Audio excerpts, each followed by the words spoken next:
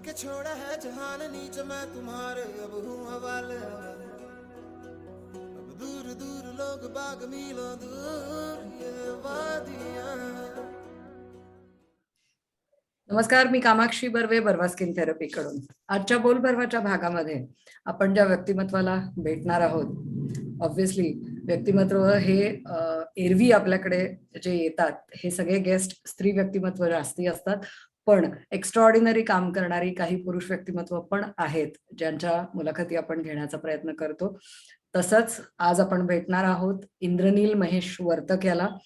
मूळचा पुण्याचा मुलगा, BSc MSc eco tourism Edinburgh Scotland मधून त्यांनी 2015ला पूर्ण केलं. एका इंटर्नशिपच्या अंडर भारती विद्यापीठ पुणे इथे 6 महिन्याचा टाटाच्या CSR प्रोजेक्टच्या अंडर एन्व्हायरमेंटल एज्युकेशनचा एक प्रोजेक्ट त्यांनी केला होता, ज्याच्यामध्ये 2 महिने पुणे आणि त्याच्या आजूबाजूच्या जिल्हा परिषदेच्या शाळांमध्ये मुलांना त्यांच्या आजूबाजूच्या एन्व्हायरमेंट बद्दल किती माहिती आहे हे शोधण्याचा एक प्रोजेक्ट होता. 2 महिन्यानंतर पुन्हा या मुलांची असेसमेंट केली गेली की त्यांच्या ज्ञानामध्ये काय भर पडली आहे किंवा काय. सो असा त्याचा इको टुरिझम आणि याच्याशी त्याच्या कोर्सचा संबंध आहे. 2018 मध्ये त्यांनी इको टुरिझमशी संबंधित स्वतःची कंपनी फॉर्म केली आणि त्याच्या थ्रू त्यांनी काम करायला सुरुवात केली की आपल्याला टुरिझम मध्ये वेगळं काय देता येईल हा शोध घेण्याचा त्याचा प्रयत्न होता. मुख्य महाराष्ट्रातून कामाची सुरुवात झाली, मग सिक्कीम, लडाख, स्पिती व्हॅली इथे काम करता करता 2021 मध्ये तो कायमचा शिफ्ट झालेला आहे मनसारी जिल्हा कुलू, हिमाचल प्रदेश इथे. आणि आता आपण इंद्रनीलला जे बघतो आहोत ते त्याच्या मागच्या लँडस्केप सकट पाहतो आहोत. मला वाटतं तो ओपन एअर आज आपल्याशी बोलण्याचा प्रयत्न करतो आहे. मागची सुंदरशी व्हॅली बर्फानी भरलेली आपल्याला पाहायला मिळते आहे. इंद्रनील, वेलकम टू बोल बर्वा. आमच्या या प्लॅटफॉर्मवर तुझं मनपूर्वक स्वागत आहे. थँक्स फॉर इन्व्हायटिंग मी. मला खरंच आत्ता एकतर आधी तुझ्याकडे बघितल्यानंतर इतकं छान वाटतंय. मागचा तो बर्फ, ते डोंगर सगळे बर्फाने भरलेले बघायला इतके सुंदर दिसत आहेत.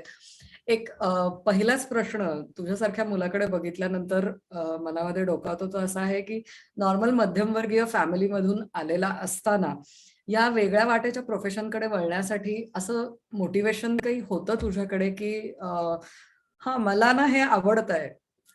What was that? Right. So motivation such मी नाही म्हणणार, पण माझी लहानपणापासून ज्या ऍक्टिव्हिटीज मध्ये मी इन्व्हॉल्व्ह होतो आणि ज्या ज्या गोष्टी मी केल्या, so it was I see it as a logical conclusion की मी हे करतोय. सो मी एक पहिलीमध्ये जेव्हा होतो तेव्हा मी एक हॉर्स रायडिंग एक्सपिरियन्स केला होता की पुणे टू दिल्ली आम्ही 14 हॉर्स रायडर्स होतो. येस. सो आणि it was an amazing experience. 1 महिना कॉन्स्टंटली आम्ही रोडवर होतो घोड्यांवर. आणि तो जो एक्सपिरियन्स होता की वेगवेगळ्या प्रदेशांमध्ये मधून तुम्ही जाता आणि एका स्लो पेसला की तुम्ही सगळं एक्सपिरियन्स करायचा तुम्हाला एक अनुभव मिळतो. आणि त्या वयात मी जेव्हा तेव्हा फक्त 6 वर्षाचा होतो. सो मी मे बी आता ओव्हर एक्झॅजरेट करतोय की त्याचा किती इन्फ्लुअन्स असू शकेल. पण डेफिनेटली ह्या ज्या लहान लहान ज्या गोष्टी असतात घडलेल्या की they play a big part in who you are. म्हणजे सो तो ती चमक तुझ्या डोळ्यांमध्ये मला आत्ताही पाहायला मिळते आहे की तो 6 वर्षाचा छोटासा मुलगा जो घोड्यावरून पुणे ते दिल्ली गेलेला आहे, ती चमक अजूनही तुझ्या डोळ्यांमध्ये नक्की पाहायला मिळते. या सो ते दिल्लीचं एक होतं. आणि नंतर दरवर्षी शाळेनंतर लहान लहान ट्रेक्स करणं की एव्हरी वीकेंड सह्याद्रीमध्ये ट्रेकिंग करणं, किंवा आई वडिलांनी सुद्धा मला खूप ट्रॅव्हलिंगचं ची आवड निर्माण करून दिली, कारण त्यांना स्वतःला फिरायला खूप आवडतं. आम्ही गोवा किंवा पॉंडिचेरी या सगळ्या ठिकाणी आम्ही ॲज अ फॅमिली ट्रिप खूप वेळा जायचो. सो तो सुद्धा that played a part as well in forming this decision. आणि फायनली मी म्हणू शकतो की सेकंड इयरमध्ये मी जेव्हा BSc करत होतो, तर पुण्याचं लाईफ सायकल म्हणून एक सायकलिंग कंपनी आहे. उल्हास जोशी म्हणून एक आहेत, ते चालवतात. तर त्यांनी मनाली टू खारदुंगला हे एक आमची सायकलिंग एक्सपिडिशन ऑर्गनाइज केली होती. तर 10 दिवस आम्ही सायकलिंग केलं in different types of terrain, की लो ऑक्सिजन लेवल होती. But at the end of the 10 days की ते ॲब्सोल्युटली वर्थ इट होतं, की ती जी ते जे कष्ट होते किंवा एक प्रकारची कंपॅनियनशिप डेव्हलप होते.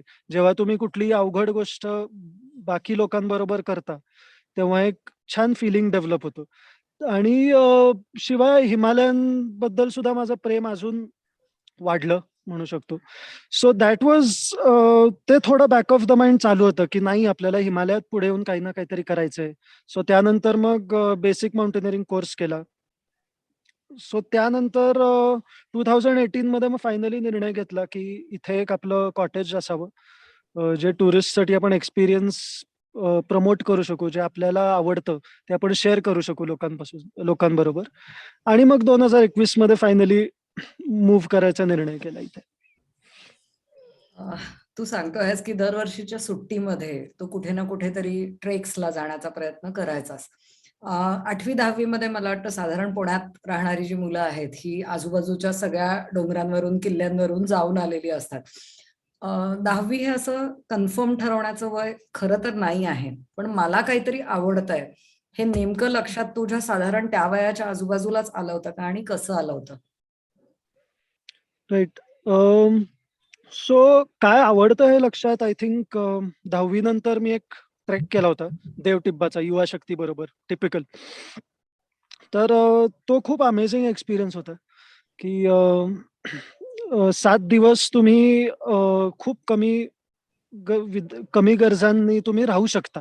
बेसिकली हे पॉसिबल आहे, की हे तेव्हा कळलं. आणि हेच सारखं करत राहायचंय आपल्याला. हे सुद्धा थोडी जाणीव कुठे ना कुठेतरी झाली. आणि माझ्या मते काय आवडतं त्यापेक्षा काय नाही आवडत हे मला प्राकर्षाने कळत होतं पुण्यात राहून. की इंजिनिअरिंग किंवा लॉ किंवा ह्या ज्या ही जी प्रोफेशन्स आहेत, तर त्याच्यात माझा फार कल पहिल्यापासूनच नव्हता. So that helped in a way to to make a decision.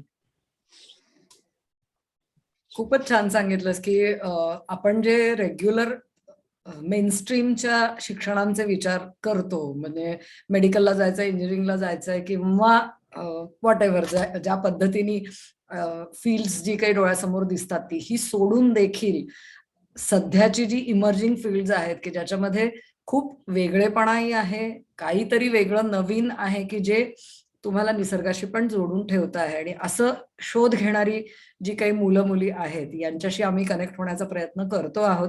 ज्याच्यामध्ये रोहित दामलेची मुलाखत मला वाटतं बर्वाच्या सगळ्या लोकांना आठवत असेल. काहीच महिन्यापूर्वी रोहित दामले आपल्याकडे येऊन गेला होता आणि इंद्रनीलचं प्रोफाईल बघितल्यानंतर आम्हालाही असंच वाटलं की बहुधा हाही मुलगा त्याच ट्रॅकवरचा आहे, तर ह्याचा देखील जर्नी समोर आला पाहिजे. म्हणून आज आपण इंद्रनीलशी बोलतो आहोत.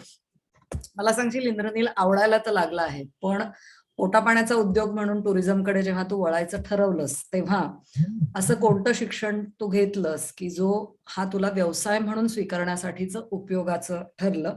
माझा विचारण्याचा उद्देश हाच आहे की या फील्डकडे कोणाला जर वळायचं असेल तर तू त्यांना काय गाईडलाईन देऊ शकणार आहेस तुझ्या अनुभवातून? राईट. सो मी फक्त माझ्या अनुभवातूनच सांगतो हे जे आहे. बेसिकली इंजिनिअरिंग किंवा बाकीची नॉर्मल जी फील्ड्स आहेत, तर त्याच्यात देर is a sense of security, की तुम्हाला लगेच नोकरी मिळू शकते, की ती एक सेन्स ऑफ सिक्युरिटी असते, की तुम्हाला गॅरंटीड एक जॉब मिळेल. टुरिझम मध्ये सुद्धा तसं आहे. तुम्हाला भरपूर हॉटेल चेन्स आहेत. There are a lot of tourist companies that are hiring. So in that sense tourism सुद्धा असं काही फील्ड नाहीये, की खूप it's a big field in India, की तुम्हाला जर इच्छा असेल टुरिझम मध्ये की काही करायची, तर भरपूर अव्हेन्यूज अवेलेबल आहेत. पण मला माझ्या दृष्टीने, की माझ्या ज्या आवडीनिवडी होत्या, तर मला टुरिझम मध्ये सुद्धा मास टुरिझम म्हणजे बरेच असे हॉटेल चेन्स असतात किंवा ट्रॅव्हल कंपनीज असतात, जे खूप मास स्केलवर टुरिझम ऍक्टिव्हिटी वेगवेगळ्या जागांना नेतात.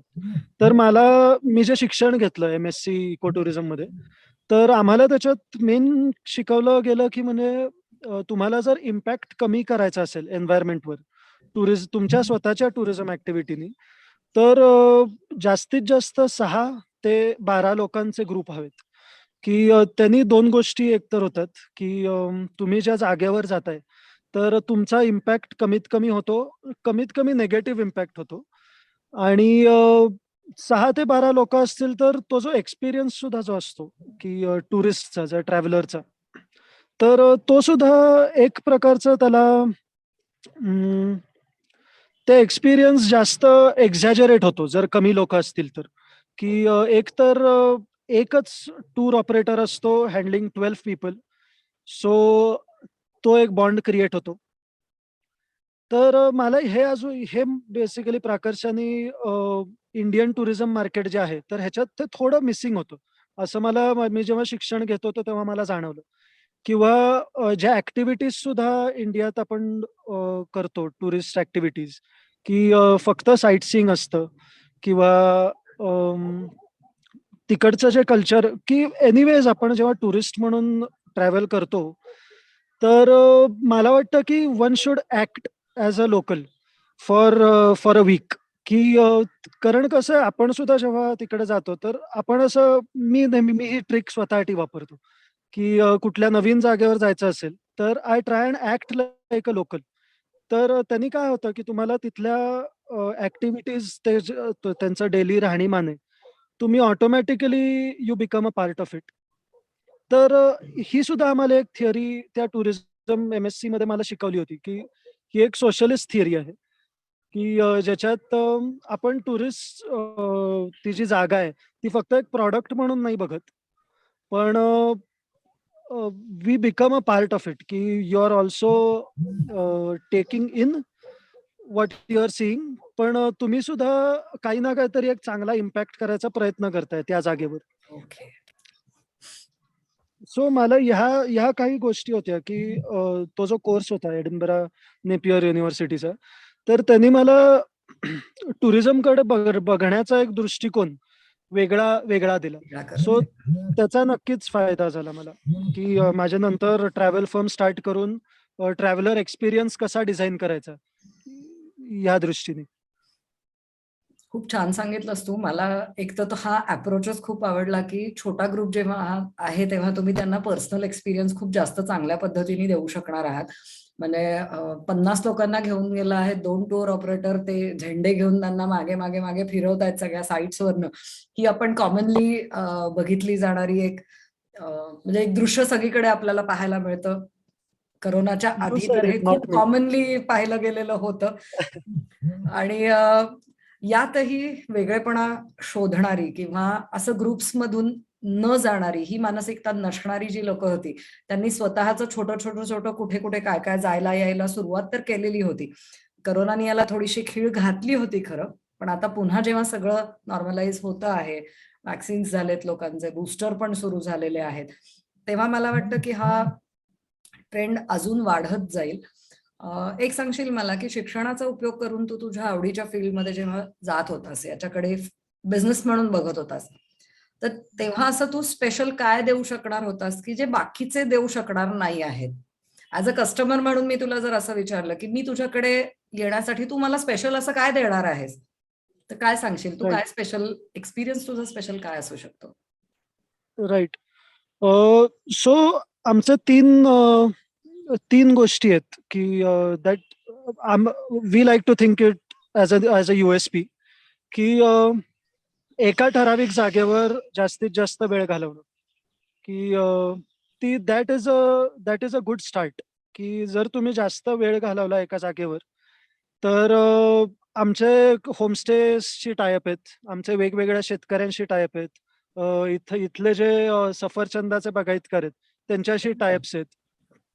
किंवा ट्रॅडिशनल पद्धतीने जे हनी बनवतात, त्यांच्याशी आमचे टायअप्स आहेत.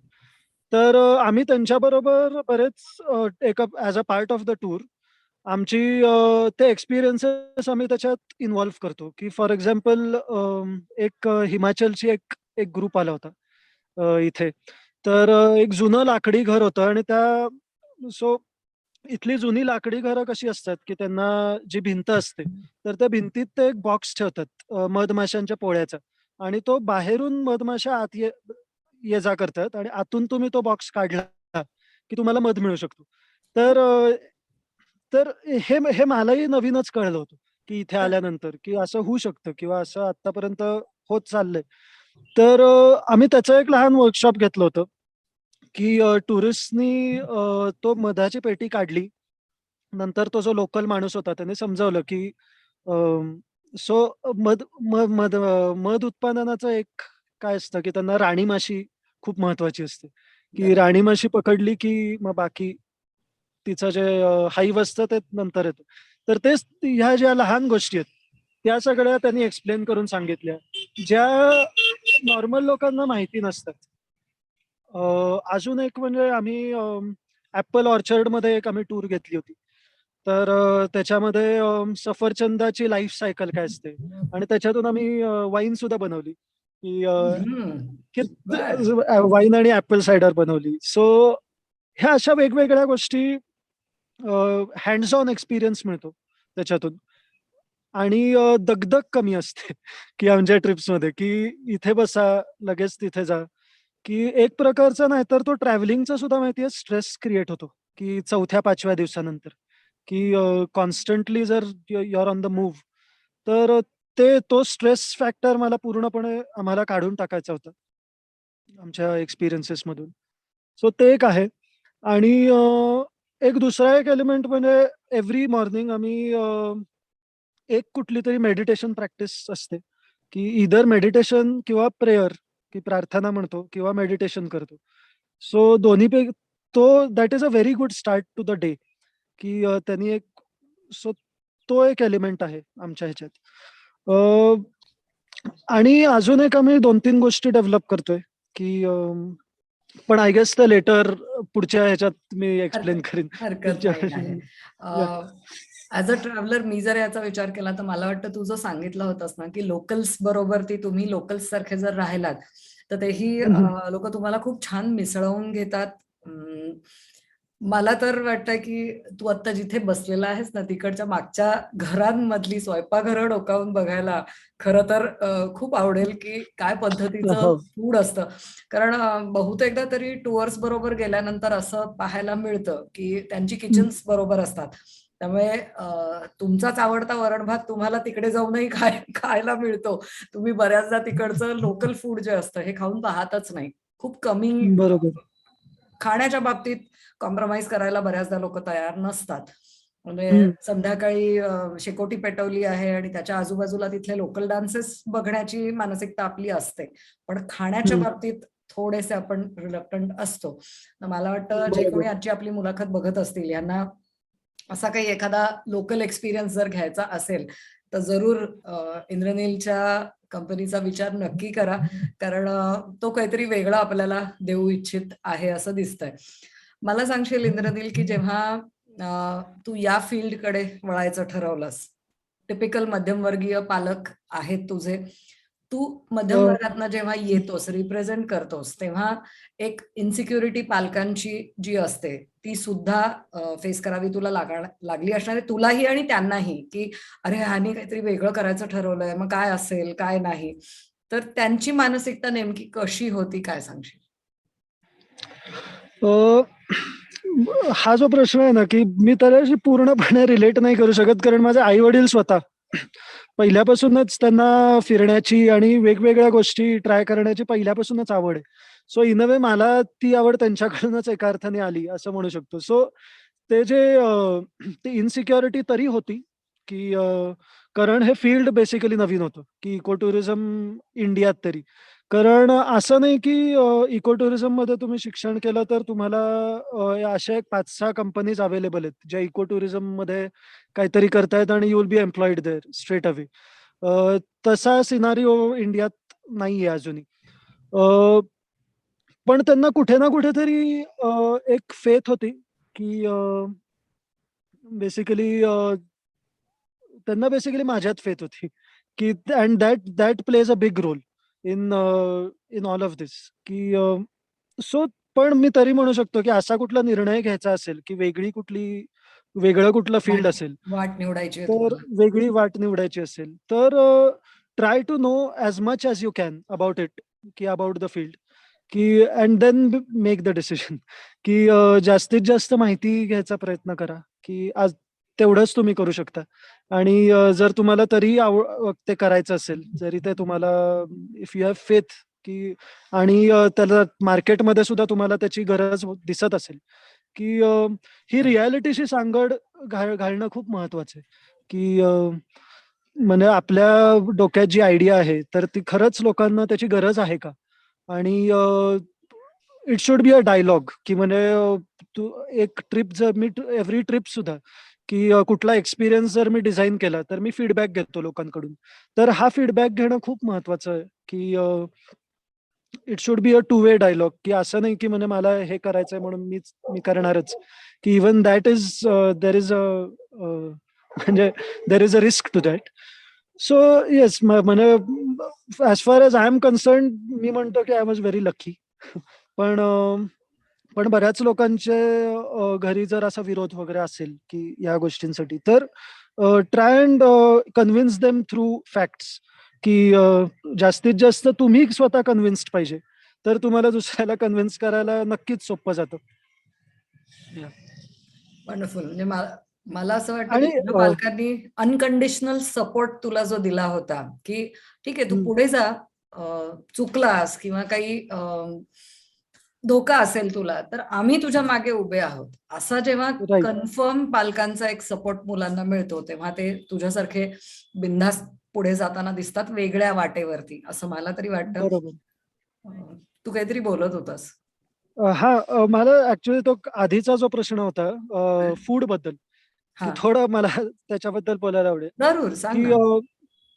आता गेल्या 2-3 वर्षापासून की मला सुद्धा हीच थोडी कल्पना होती की आपले इंडियन टुरिस्ट जे आहेत की जास्त आणि जास्त करून पर्टिक्युलरली 40 to 50 जो एज ग्रुप आहे की ते रिलक्टंट आहेत नवीन गोष्टी ट्राय करण्यासाठी किंवा त्यांना कुठे US मध्ये गेले तरी त्यांना वरण भात लागतो की हा एक जनरल हे असतो की आणि ते बऱ्याचशा टुरिझम कंपनीजने तशा सवयी लावल्यात एका आवडलंय. अर्थाने बरोबर. की पण मला in fact I was very surprise की हा जो एज ग्रुप आहे की मे बी आफ्टर करोना की त्यांना जास्त वेगवेगळ्या गोष्टी ट्राय करण्यासाठी खूप जास्त इंटरेस्ट डेव्हलप झाले किंवा तो पहिल्यापासून इंटरेस्ट होता आणि अव्हेन्यूज अवेलेबल नव्हते तसे प्रॉडक्ट्सच नव्हते मार्केटमध्ये बरोबर. तसंही असेल किंवा सोशल मीडियामुळे जास्त एक ओपननेस आलाय बाकी नवीन गोष्टी ट्राय करण्यासाठी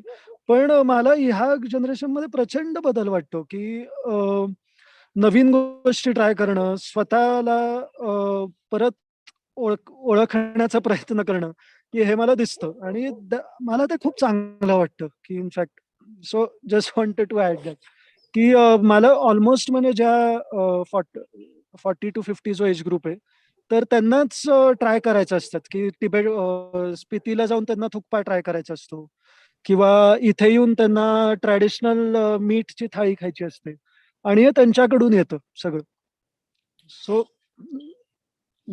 इन अ वे हे चेंजेस तुला गुड साईडला जाताना दिसत आहेत, हे खरंच चांगलं आहे की हे एक्सपिरियन्सेस करायला आता लोकांची तयारी आहे. मला सांगशील की कंपनी काढायची ठरवलीस तेव्हा ज्या पद्धतीनं तू ठरवलं होतंस की मला हे असं करायचंय, मला हे असं करायचंय, याच पद्धतीने झालं का वेगळे काही अनुभव पण तुला आले?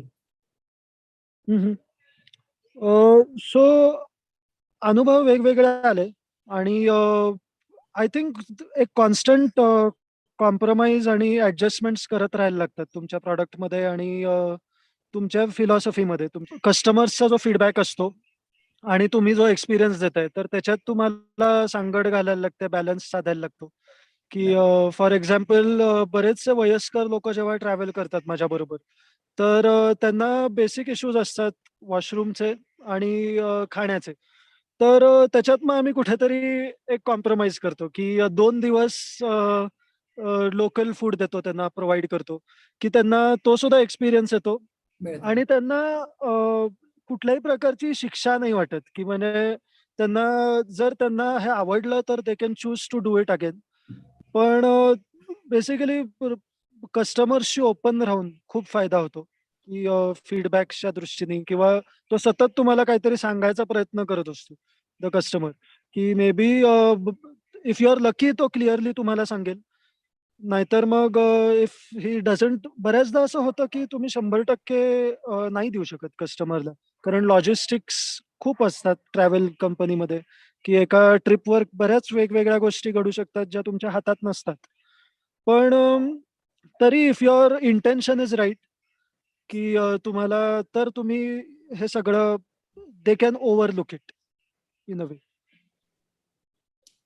छान. अ, आता मला सांगशील की तुझ्याबरोबर जे कोणी ट्रॅव्हलर्स येत आहेत, त्याच्यामध्ये यंग एजचे लोकही असतील, जसं तू म्हणालास तसं मिडल एजचे लोकही आहेत आणि थोडेसे वयस्कर लोक पण आहेत. हे जे ट्रॅव्हलर्स तुझ्याबरोबर येताना दिसतायत, त्यांच्यात तुला सध्या कोणते बदल अनुभवायला मिळत आहेत? जसं तू म्हणालास की 40 to 50 मधले जे लोक आहेत ते पूर्वी बऱ्यापैकी रिजिड असायचे, आता ते फ्लेक्झिबल होताना दिसत आहेत. असे अजून काही ऑब्झर्वेशन किंवा असे काही बदल तुला पाहायला मिळालेत का? यंग लोक मला वाटतं की जास्त आता स्वतःहून ट्रॅव्हल करायला प्रिफर करतात, की यंग लोकांना जास्त वर्कशॉप्स किंवा रिट्रीट्स मध्ये आता जास्त इंटरेस्ट आहे, की ज्याच्यातून ते हँड्स ऑन काही शिकू शकले, की फॉर एक्झाम्पल कुठलं पॉटरी पॉटरी रिट्रीट किंवा एक आम्ही रायटिंग वर्कशॉप मध्ये केलं होतं. तर त्या रायटिंग वर्कशॉपसाठी 25 to 40 जो जी कॅटेगरी आहे, की दे वर व्हेरी इंटरेस्टेड, की आणि आम्ही बेसिकली एका सुंदर ठिकाणी ते ऑर्गनाइज केलं होतं. So it was like a retreat, की आणि प्लस एक माझा एक मित्र आहे जो स्क्रिप्ट रायटर आहे. तर त्यांनी ते वर्कशॉप ऑर्गनाइज केलं होतं. सो यंग लोकांना मला असं वाटतं, की ते थोडं ॲक्टिव्हिटी ओरिएंटेड, वर्कशॉप ओरिएंटेड, ज्याच्यात ते कुठलं स्किल नवीन शिकू शकतील आणि प्लस बॉन्डिंग सुद्धा होईल बाकी लोकांबरोबर असं शोधतायत. आणि आणि जे वयस्कर लोक आहेत ते they are trying to basically explore, they are trying to do what they could not do before, की असं मला थोडं प्रकर्षाने जाणवतं, की ते एक क्युरिओसिटी जी डेव्हलप झाली आहे त्यांच्यात, की नाही बाबा, की आपण कुठल्या तरी एका हिमालयातल्या लहान होमस्टेमध्ये सुद्धा राहू शकतो आणि काही फरक पडत नाही, कारण त्यांनी सोशल मीडियावर बघितलंय हे सगळं. तर ते मला दोन प्राकर्षाने हे जाणवतात, की यंग जनरेशन मोर स्किल्स डेव्हलप करण्याच्या दृष्टीने कल आहे जास्त, आणि ह्याच्यात की जे ज्यांना जमलं नाही आधी करायला, तर ते करण्यामागे. म्हणजे साधारणपणे आपल्याला फिल्म्सनी पण बरचसं याच्यातलं काही शिकवलंय असं तुला कितपत जाणवतो रे फिल्म्सचा प्रभाव? असं येणारे जे लोक आहेत की ना, मला हे करायचं होतं पण माझं राहून गेलं आहे, म्हणून राईट. आम्ही हा असा काहीतरी वेगळा एक्सपिरियन्स घ्यायचा विचार करतो आहे, असं तुला किती जाणवतं लोकांच्याशी बोलताना? नाही, माझ्या मते झोया अख्तर आणि फरहान अख्तर या ही जी दोन लोक आहेत, यांची देणगी आहे ती, की की दोन. आणि मी तो मूव्ही विसरलो, रणबीर कपूरचा एक वेकअप सीड पासून तो माझ्या मते सुरू झालं. वेकअप सीड, अजून जिंदगी ना मिलेगी दोबारा, आणि ये ये जवानी जवानी है है दीवानी. दीवानी. तर हे जे 3 मूव्हीज होते, की पूर्वी काय करायचं, करण जोहर वगैरे युरोपमध्ये शूटिंग करायचे फक्त, आणि त्यामुळे एक मध्यम तो तो पहिल्यांदा कल होता, की नाही आम्ही पॅरिस बघितलं किंवा हे बघितलं, ते बघितलं. पण हे जे नवीन जे मूव्हीज आहेत, जे मे बी आपण म्हणू कमिंग ऑफ एज कॅटेगरी मधले जे मूव्हीज आपण म्हणू शकतो, तर त्याच्यात एक त्या कॅरेक्टरची जर्नी दाखवली आहे, की फ्रॉम त्याचं कशी पहिल्यांदा सुरुवातीला त्रास होतो आणि कसं सेन्स ऑफ सेल्फ डिस्कव्हरी आहे ह्या सगळ्या मूव्हीजमध्ये, की मला वाटतं मूव्हीज प्रचंड शेप करतात आपले डिसिजन्स, की एस्पेशली भारतात, की म्हणजे खूपच शेप करतात, आणि it's a good thing I think, की हे जे बदल घडलेत ते काही वाईट बदल नाहीयेत, की लोकांना फिरायची आवड निर्माण झाली आहे, एकट्याने एक्सप्लोअर करायची आवड निर्माण झाली आहे. सो माझ्या मते खूप मोठा फरक पडतो, तुम्हाला तुम्हाला काय वाटतं की कुठला कुठला मूवी तुमच्या ह्याच्यात जो which has stayed with you आणि विच हॅज इन्फ्लुएन्स्ड यू? आता माझ्या ह्याचे जे लोक आहेत त्यांनी मला वाटतं त्यांच्या मुलांबरोबर जिंदगी ना मिले दोबारा हा पिक्चर तर नक्की बघितलेला आहे. मुलं तर राईट. वारंवार पाहताना दिसतातच, त्याच्यातनं त्यांना काय मिळतं मला माहिती नाही, पण माझ्या ह्याच्या लोकांना कदाचित जसं मी मगाशी म्हणलं की आयुष्याचा तो एक पेस असतो, एक स्पीडनी आपण मुलं लहान आहेत ते मुलं मोठी होत आहेत या दरम्यान एक विशिष्ट असा त्या आयुष्याच्या प्रवासाला एक स्पीड असतो ज्याच्यामध्ये इकडे इकडे बघायला काही जागाच नसते. सो जसं तू म्हणालास तसं माझं हे राहून गेलंय आणि मला ते करायचं आहे. हे कधी कधी तुम्ही फॉर्च्युनेट असता तेव्हा जसं तू म्हणालास की यंग लोकांना हे खूप लवकर लक्षात येत आहे आणि ते ते एक्सपिरियन्सेस घ्यायचा प्रयत्न करत आहेत. पण मिडल एज लोक जे आहेत ज्यांच्या हातातून हे सुटून गेलंय का असं वाटण्याची वेळ जेव्हा येते तेव्हा ते नवीन अजून हा एक्सपिरियन्स घ्यायला बघतायत. मला छोटासा एक इन्सिडन्स खरोखर सांगायला आवडेल. वय वर्ष 27-28चा एक मुलगा जो स्काय डायव्हिंग करायचा विचार करतो जिंदगी ना मिले दोबारा बघितल्यानंतर आणि त्याच्या मला मामाचा वाटलं तुम्ही तुमच्याबद्दल बोलताय. नाही नाही नाही मी अजून विचार नाहीये केलेला, पण नक्की करायला हरकत नाही. कारण त्याचा एक्सपिरियन्स ऐकल्यानंतर खरंच असं वाटलं की अरे आपल्याला का नाही जमणार, प्रयत्न केला तर बहुतेक आपल्याला जमू शकतं. तर तो मुलगा आणि त्याच्या मामाचा मित्र म्हणजे त्याच्या मामाच्या वयाचा एक एक व्यक्ती ज्यांना तू चाललायस का मी पण येईन तुझ्या बरोबर असं एकदम आतून वाटतं आणि घरातले आजूबाजूचे सगळे काय काहीतरी उगाच आपलं पैसे आहेत म्हणून निघालायत का अशा कॉन्सेप्ट मध्ये असणारे लोक आणि खरोखर ते 8 दिवसाचं स्काय डायव्हिंगचं त्यांचं ट्रेनिंग त्याचे सगळे व्हिडिओज आणि हे सगळे बघितल्यानंतर खरंच गंमत वाटत होती. तो जो मुलगा आहे तो माझा भाचा जो जर्मनीमध्ये शिकतो सौरभ कुलकर्णी त्यांनी स्काय डायव्हिंगचा तो 10 दिवसाचा त्यांचा कोर्स उत्तमरित्या पूर्ण केला. त्याची डाईव्ह पण खूप छान पद्धतीने झाली. दुसरी व्यक्ती जी मी मिडल एज व्यक्ती म्हणली ते प्रकाश कदम म्हणून आहेत, जे ओरिजिनली विटा म्हणजे माझ्या सासरच्या गावचे आहेत. माझ्या मिस्टरांचे मित्र आहेत, खरं तर एजनी थोडे लहान पण मित्र आहेत चांगले. आणि सौरभ जाणार आहे असं लक्षात आल्यानंतर यांनी पण जायचं ठरवलं. वी वर सो सरप्राईज की सौरभ आणि त्यांची तशी खूपशी काही ओळख नव्हती, पण हे दोघं जण एकत्र गेले. दोघांनी तो 10 दिवसाचा कोर्स पूर्ण केला. सौरभची डाईव्ह उत्तमरित्या झाली. प्रकाशभाईंची डाईव्ह खरं तर नीटशी पूर्ण होऊ शकली नाही, पण त्यांच्या त्या अर्धवट डाईव्हचा सुद्धा त्यांच्या चेहऱ्यावर दिसणारा जो काही आनंद होता की मला हे करायचं होतं आणि हे मी करून बघितलंय. I am satisfied. माझी डाईव्ह जरी पूर्ण झालेली नसली तरी आय एम सॅटिस्फाईड की I have tried something different. हा जो एक एक्सपिरियन्स सध्या घेण्याचा प्रयत्न सगळेजण करतायत ना, मग ते स्नॉर्केलिंगच्या बाबतीत असेल, आपल्या इथे देवबागला पण सुरू झालंय आता. कोकणामध्ये देवबाग म्हणून एरिया आहे, तिथे स्नॉर्केलिंगचा अनुभव तुम्हाला घेता येतो आहे. हे पूर्वी जे फक्त पिक्चरमध्ये बघितलं जायचं हे आपल्या नॉर्मल सगळ्या लोकांच्या आयुष्यामध्ये सुद्धा घडू शकतं आहे. हा जो एक कॉन्फिडन्स तुमच्यासारख्या मला वाटतं वेगवेगळ्या मुलांनी मुलींनी नवीन लोकांनी समोर आणायचा प्रयत्न केलाय ना, त्याच्यामुळे हे बदल कदाचित अनुभवायला मिळतायत का काय मोठ्या प्रमाणावर असं मला स्वतःला तरी वाटतं. तुझा एक्सपिरियन्स तू सांगितलेला आहेसच. असे लोक मला वाटतं तुझ्याकडे पण येत असणार आहेत की कुठेतरी आजोबा आणि नातू एकत्र आले आहेत की चला आम्ही आता चाललोय हिमालयात फिरायला. कोण तर मधली जनरेशन स्किप करून आजोबा आणि नातू निघालेत. हो हो ऍब्सोल्युटली. की इनफॅक्ट एक आहेत मनोहर कानेटकर काका म्हणून आहेत, ठाण्याचे. तर ते ते एक 20 वर्ष ते US मध्ये होते आणि आता आता नंतर ते इंडियाला शिफ्ट झाले. तर त्यांनी सुद्धा मध्ये त्यांचं येणं नाही झालं, पण त्यांना इथे होमस्टेमध्ये येऊन माझ्या राहायचं होतं आणि ते म्हणाले की रोज तू जिथे म्हणशील तिथे आपण जाऊ, तू मला घेऊन जा, की मी ट्रेक करायला तयार आहे.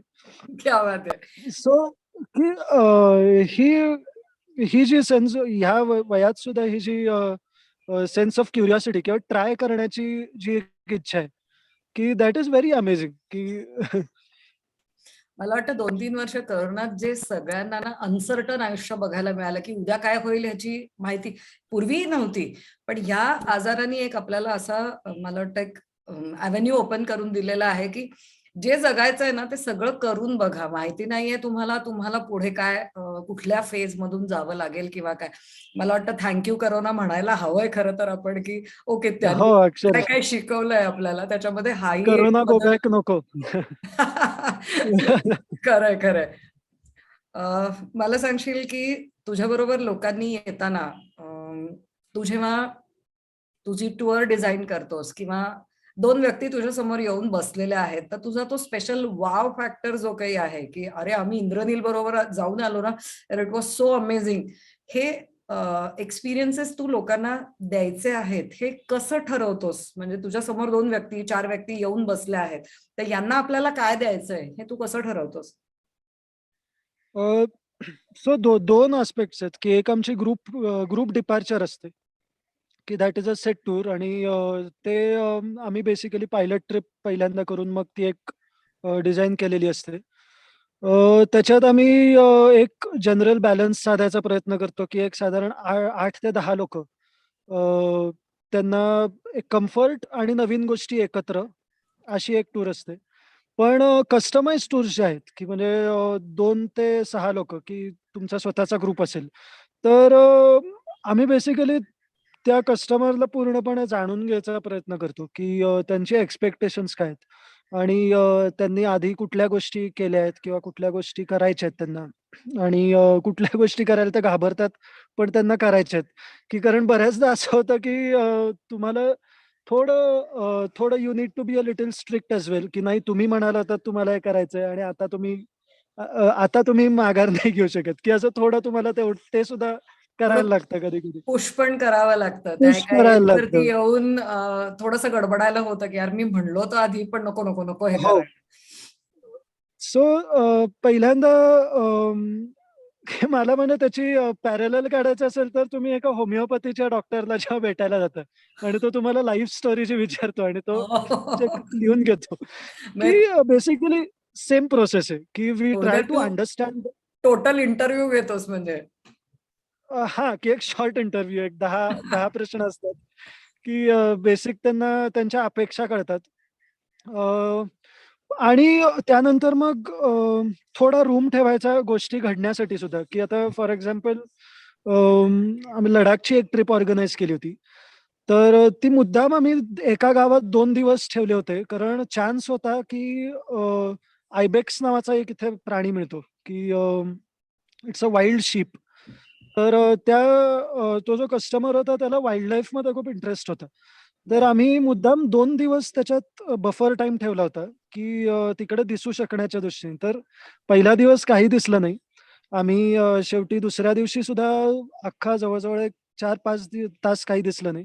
नंतर आम्ही म्हणालो, "let's move on to the next next destination." तर आम्ही कारमधून जात असताना पहिला तो आयबेक्स आम्हाला घाटातून उतरून खाली जाताना दिसला आह! रोडवर. नंतर मी अर्धा तास तिकडे थांबलो. जवळ-जवळ एक 500 आयबेक्सचा कळप आई आम्हाला क्रॉस गं! झाला त्या रोडवरून. सो त्यांच्या बेसिकली आम्ही ट्राय करतो, की अपेक्षा जाणून घ्यायच्या आणि त्याला हवा तेवढा वेळ द्यायचा, की बफर ठेवायचा त्याच्या आजूबाजूला.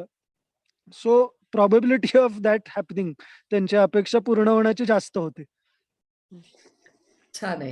ही आयडिया खूप छान आहे तुझी. एक तर लोकल फूडची तुमची आयडिया सुंदर आहे. नंतर तू रिट्रीटची एक कल्पना मांडलीस, की या पद्धतीने पण आपल्याला करता येऊ शकतं, की त्या एका रिमोट जागेवरती तुम्ही गेला आहात आणि तिथे काहीतरी तुम्ही एक वेगळी ॲक्टिव्हिटी शिकताय किंवा करता आहात.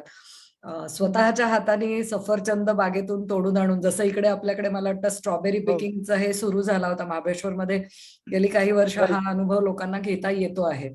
तसं बरोबर. सफरचंदाच्या बाबतीत सुद्धा तुम्ही करून देऊ शकणार आहात. आयडियाज तर खूप छान-छान लढवताय तुम्ही.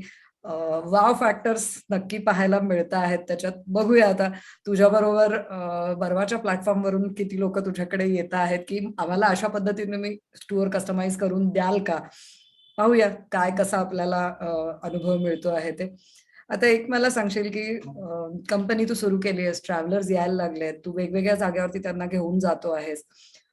सगळ्यांचेच अनुभव पॉझिटिव्ह असतील असं नाही. काही निगेटिव्ह अनुभव सुद्धा तुला आले असतील. पण ह्या पॉझिटिव्ह आणि निगेटिव्ह अनुभवातनं एक टूर ऑर्गनायझर म्हण किंवा माणसांना समजून घेऊन त्यांना निसर्गाशी जवळीक करून देणारा असं म्हणून म्हण, तू त्याच्यातून काय शिकतोयस? सो ऑब्व्हियसली की 100% चांगले अनुभव सगळ्यांना आपण नाही देऊ शकत, की हे पहिले ऍक्सेप्ट करायला मी शिकलो, की कारण काय होतं, तुम्ही जर पूर्णपणे कारण वेगवेगळ्या प्रकारची लोक येतात एका ग्रुपमध्ये आणि जास्तीत जास्त लोकांना कसं आवडेल ते, की हेच तुम्ही ट्राय करू शकता.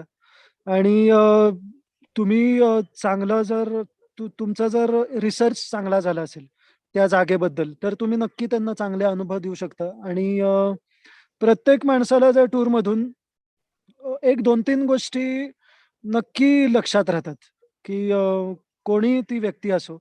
कारण की कुठलेही हा कारण खूप एक नवीन एक्सपिरियन्स असतो, की एका आपण होमस्टेमध्ये राहतोय, की त्याच्यात थोड्या तडजोडी करायला लागतात बऱ्याचदा लोकांना. पण त्याची त्यांना पूर्वकल्पना असते, की आपण 3 स्टार हॉटेलमधली जी सर्व्हिस आहे, ती होमस्टेमध्ये जर आपण एक्स्पेक्ट नाही करू शकत. पण तुम्हाला ते वेगळ्या बाबतीत it's rewarding staying in a homestay. So हे 2 मला लर्निंग्स मिळाली, की बेसिकली जे आपल्या हातात आहे, ते पूर्णपणे करायचं. पण सगळ्यांना तुम्ही नाही नाही खुश ठेवू शकत एका अर्थाने. बरोबर आहे. तू जसं म्हणालास तसं, की जे तुमच्या हातात आहे ते. आता निसर्गाच्या कृपेने बर्फच पडणं हे काही तुमच्या हातात असू शकत नाही. सो एखाद्या वेळेला राइट. तुम्ही ठरवलेली गोष्ट बर्फच पडल्यामुळे नाही होऊ शकली. जसं काल आपण ठरवलं होतं, की मुलाखत आपण काल घेतोय. पण बर्फ एवढा पडला, की आपण घेऊच शकलो नाही. कारण ती ओपन एअर राइट. करायची तुझ्या डोक्यात होती. आज जे हो, स्वच्छ वातावरण मागे पाहायला मिळतं आहे, तसं काल नक्कीच दिसत नव्हतं. असा एक्सपिरियन्स तर राइट. आपल्याला येऊ शकतोच नक्की. मग ते तुम्ही हो. युरोपला गेलात तरी येऊ शकतो किंवा तिथे मग असं नाही म्हणता येत, की आम्ही पैसे भरले होते, आम्हाला एक्सपिरियन्स हवा होता, पण नाही मिळाला. ठीक आहे, तो हं, तो हं, निसर्गावरती आपल्याला सोडता येईल. पण काही गोष्टी अशा आहेत, की ज्या आपण प्री प्लॅन करू शकतो आणि त्या मग उत्तमरित्या आपल्याला घडवून आणता येतील. खूप छान सांगितलंस.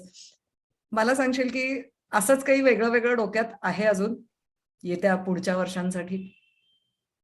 हो, बऱ्याच गोष्टी डोक्यात आहेत तशा. एक 2-3 प्रोजेक्ट्स आहेत डोक्यात, की एखादा शेअर एक करशील आमच्याबरोबर? हो, शुअर. सो एक जो प्रोजेक्ट आहे which I am very passionate about, की म्हणजे रुरल आणि अर्बन स्टुडंट एक्सचेंज, की बरं. की बेसिकली बऱ्याच बऱ्याच बाबतीत आय थिंक संघ हे काम करतं, की बऱ्याच संघातल्या शाळातली मुलांना अपॉर्च्युनिटी मिळते शहरात जायचं. सो थोडं त्याच लाईन्समध्ये. पण बेसिकली मला हे महत्वाचं का वाटतं, की आपलं शहरी जी मुलं आहेत आणि जी इथली मुलं आहेत आणि तर पूर्ण प्रचंड तफावत आहे. आणि आपल्याला माहिती आहे 80% भारताची जी लोकसंख्या आहे ती गावात राहते. आणि आपल्याला 80% लोकं कशी राहतायत आणि त्यांचे काय स्किल्स आहेत जे आपण त्यांच्याकडून काय शिकू शकतो आपण, ह्याची आपल्याला आयडिया नाहीये. कारण आपल्याला एक्सपोजरच नाहीये ते. बरोबर. तर ते ते मला फॅसिलिटेट करायचंय, की शहरातल्या मुलांना मे बी आफ्टर 10th और 12th, की गॅप इयरची जी कॉन्सेप्ट आहे, तर मे बी गॅप 3 मंथ्स अशी एक 3 महिन्यासाठी अ, एक शहरातला मुलगा इथे येऊन राहणार. त्याच्यासाठी आम्ही आमचा सध्या त्याच्याबद्दल रिसर्च चालू आहे, की अ, कुठलं एक्सपोजर त्याच्यासाठी चांगलं राहील, की एकदा रुरल ह्याच्यात तो आला, की त्याला what are the key takeaways that he has to take टेक, की आफ्टर दॅट एक्सपिरियन्स. तर सो मी त्याच्याबद्दल जास्त नाही बोलू शकत, कारण आम्ही त्याच्यावर काम करतोय. जरूर. पण that is one project that I am passionate about, की आम्ही सून एक 3-4 महिन्यात ते लॉन्च करणार आहोत, की तुमचा जर तुमचं मूल जर 10वीत किंवा 12वी होणार असेल, तर he can come with us and stay in a Himalayan village for 3 months, की तो एका लोकल फॅमिली बरोबर राहील. आणि ती लोकं जे करतात, त्या जास्तीत जास्त गोष्टी करायचा प्रयत्न आम्ही फॅसिलिटेट करून देऊ. So that is one project. कारण त्याचे इम्पॅक्ट्स खूप ड्रास्टिक इम्पॅक्ट्स त्याचे चांगले होऊ शकतात, की जर मुलांना एक्सपोजर दिलं या पद्धतीचं, अर्बन मुलांना. सो ते आहे पाईपलाईन मध्ये. आणि दुसरी एक ती ट्रिप आहे ती that is introverted trips basically, की आपल्या याच्यात ट्रॅव्हल कल्चरमध्ये काय होतं, की एका घोळक्याने जाणं किंवा एका ग्रुपमध्ये फिरणं. तर हा एक ट्रेंड आहे, की फक्त भारतात नाही, की ओव्हर टुरिझम इंडस्ट्रीचच, की तर त्याच्यात बऱ्याच लोकांना एकट्याला फिरायला आवडतं किंवा ग्रुपमध्ये राहून सुद्धा त्यांना ग्रुप म्हणजे लोकांबरोबर ट्रॅव्हल करायला आवडतं. पण त्या ॲक्टिव्हिटीज नाही आवडत, की म्हणजे नंतर and what comes with it ते नाही आवडत. तर त्यांच्यासाठी आम्ही एक 2 ते 3 लोकांचे ग्रुप्स फक्त. आणि ते they should be introverts those people, की त्यांच्यासाठी आम्ही एक ट्रिप तशी एक ट्रिप डिझाइन करणार आहोत, की त्याच्यात नेचरचा खूप मोठा एलिमेंट असेल, की निसर्गाचा खूप एलिमेंट असेल, इंट्रोस्पेक्शनचा खूप जास्त मोठा एलिमेंट असेल, की सो ते सुद्धा डिझाइन करतोय. ते एक 3-4 महिन्यात आम्ही लॉन्च करू. सो हे 2 प्रोजेक्ट्स आहेत which I am excited about. छान बडबड्या लोकांच्यासाठी म्हणजे तू म्हणतो आहेस त्या पद्धतीने, की ज्यांना मिसळायला आवडेल, नवीन नवीन काहीतरी पाहायला आवडेल. एक्स्ट्रोवर्ट्स आहेत हे थोडे छान एक उबदार खोली मिळाली, तिथे बसले, काही लिहायचा प्रयत्न केला, कोणी चित्र रंगवत आहे. हे हे चित्र खरं तर असं बघायला खूप छान वाटतं आहे. सो तुमच्या या नवीन प्रोजेक्टसाठी तुला खरंच ऑल द बेस्ट. खूप छान काही विचार तुम्ही करता आहात नवीन. आणि पाहूया तुला कसा काय त्याचा रिस्पॉन्स मिळतोय. तुझे अनुभव जरूर आमच्याशी तेव्हा शेअर करशील. मला असं वाटतं की निसर्ग तुझ्या मागे जो दिसतो आहे, जो डोळ्यांना सुखावणारा असा आहे, की बर्फ बघितल्यानंतर एक शांतता अशी मनाला मिळते, जी शहरी वातावरणाच्या कोलाहलामध्ये खरंच शक्य नाहीये. आजूबाजूला आता आपण बोलत असताना मध्ये एक साधा रस्त्यावरून गेलेला हॉर्नचा आवाज होता, तो सुद्धा त्या शांतीला कुठेतरी हो. थोडासा तडा देणारा असा वाटला, कारण मागे इतकं सगळं सुंदर दिसत होतं आणि एक सेकंदासाठी तू सुद्धा थांबला होतास. ते हॉर्नचे आवाज शहरी लोक तर रोजच ऐकत असतात, सततचे कानावर पडणारे जे आहेत. तर ती शांती जर अनुभवायची असेल तर मला वाटतं निसर्गाकडे नक्की पळायला हवं आहे. आणि आजकाल बहुतेक सगळेजण तेच करायचा प्रयत्न करतायत. वेळ मिळाला की कोणी ना कोणीतरी हो. इंस्टाग्राम उघडा, स्टोरीज वरती कुठेतरी बॅकपॅक पाठीवरती टाकली आहे आणि चला 2 दिवस जाऊन येऊया कुठेतरी. हे जे काय बघायला मिळतं आहे ते तुझ्यासारखे लोक हा मागचा निसर्ग अनुभवायला त्यांना रोजच मिळतो आहे. आम्हाला बघूया केव्हा अनुभवता येणार आहे. इंद्रनील, तुला एक रिक्वेस्ट करेन, मागचा फक्त एकदा आम्हाला छानसा व्ह्यू दाखवशील प्लीज? हो, शुअर. मी आता सो बेसिकली हा जो एरिया मागे दिसतोय त्याला बरशाई म्हणतात. तो जो प्लॅटो दिसतोय तो बरशाई आहे. पूर्वी इकडे रेड राईस उगवायचा. आता बगीचे झालेत सफरचंदाचे. आणि मी थोडं आता फ्रेम मधून जातो आणि सो तो राईटचा जो डोंगर दिसतोय तो रोहतांग पास आहे. बर. आणि तिकडे खाली ती जी झाडं आहेत तिथून बियास नदी वाहते. सो ही कुल्लू व्हॅली आहे बेसिकली.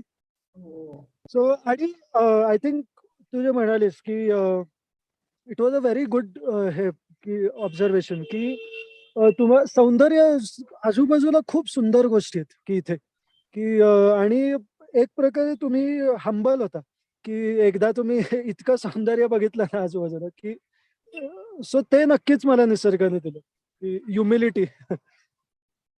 निसर्गाला काही दाखवावं लागत नाही रे, त्याच्याकडे स्वतःकडेच एवढं आहे आपल्याला दाखवायला. आपण त्याला काय दाखवणार हो, आहोत दिल्यानंतर? जे रादर तो दाखवणार आहे तेवढं आपण 2 डोळ्यांनी मावेल एवढं पाहू जरी शकलो तरी मला वाटतं ऍब्सोल्युटली. तरी खूप आहे. म्हणजे आता त्या रोहतांग पासचा तू जो डोंगर दाखवत होतास तिकडे मागे नजर जाऊ शकत नाहीये, एवढं सगळं स्वच्छ पांढरं पाहायला मिळतंय. ऍब्सोल्युटली. शहरात 6-6:30 वाजता बघायला गेलास तर सगळा धुक्याचा आणि धुराचा डोंगर असतो फक्त. इथे इतकं सुंदर अक्षरशः. बघायला मिळतं आहे. जरूर बर्वाचा आजच्या प्लॅटफॉर्मवर जे कोणी मुलाखत पाहता आहेत त्यांनी इंद्रनीलच्या कंपनीचा विचार जरूर करा. सोशल मीडियाची ताकद काय असते हे मला तरी नक्की अनुभवायला मिळालं, कारण इंद्रनील मला सोशल मीडियावरच सापडला होता. मी फेसबुकवरती इंद्रनीलचे काही पोस्ट बघितले होते आणि नक्की असं वाटलं की अरे ह्या मुलाचं जे काही काम आहे हे लोकांच्या समोर अजून आपण आणायचा प्रयत्न नक्की करूया. इंद्रनील, तू आज आमच्या इथे आलास, आमच्याशी गप्पा मारल्यास, तुझे एक्सपिरियन्सेस आणि तू लोकांना जे एक्सपिरियन्सेस देऊ इच्छितोस ते सांगितलेस, त्याबद्दल तुझे खरंच मनपूर्वक आभार. थँक्यू कामाक्षी. आणि तू सुद्धा हे जे काम करतेस की बेसिकली तू की कनेक्ट करणं टू टू कनेक्टिंग पीपल, की हे जे की हा मन मोकळा जो संवाद आहे, की आय थिंक तो खूप महत्वाचा आहे, की असं जास्तीत जास्त करत राहणं, की Yes. आणि मला सुद्धा खूप बरं वाटलं बोलून. आणि तू सुद्धा जे काम करतेस, की दॅट इज वाय मी सुद्धा एका रिच आउट झालो होतो, मेसेज केला होता तुम्हाला. So even the work that you are doing is very commendable, की थँक्यू. त्यामध्ये. आणि next time hopefully you will travel with us अच्छा, हिमाचलला. शुअर. आम्ही प्रयत्न नक्की करू, कारण अजून तरी सेव्हन सिस्टर्स मध्ये आपले लोक खूप कमी जातात. सिक्कीम हो. असेल, मणिपूर असेल, आसाम असेल. काझीरंगाचं पार्क सोडलं तर मला नाही वाटत इंटिरियर आसाम आपल्यापैकी खरंच कोणी पाहिलं असेल. पण जरूर असे काही अनवट जागा जर तू लोकांना दाखवणार असशील तर मला वाटतं लोक तुझ्याकडे नक्की येणार आहेत. इंद्रनीलचे कॉन्टॅक्ट नंबर्स, त्याची वेबसाईट, त्याचा इंस्टाग्रामचं पेज, याचे सगळे डिटेल्स आपली मुलाखत जेव्हा संपेल तेव्हा खाली येणारच आहेत. जरूर तुम्ही काही वेगळा प्रवासाचा विचार करत असाल तर इंद्रनीलशी नक्की बोलण्याचा प्रयत्न करा. आणि वन्स अगेन थँक्यू इंद्रनील, तू आज आमच्या इथे आलेला आहेस याबद्दल. थँक्यू. थँक्यू.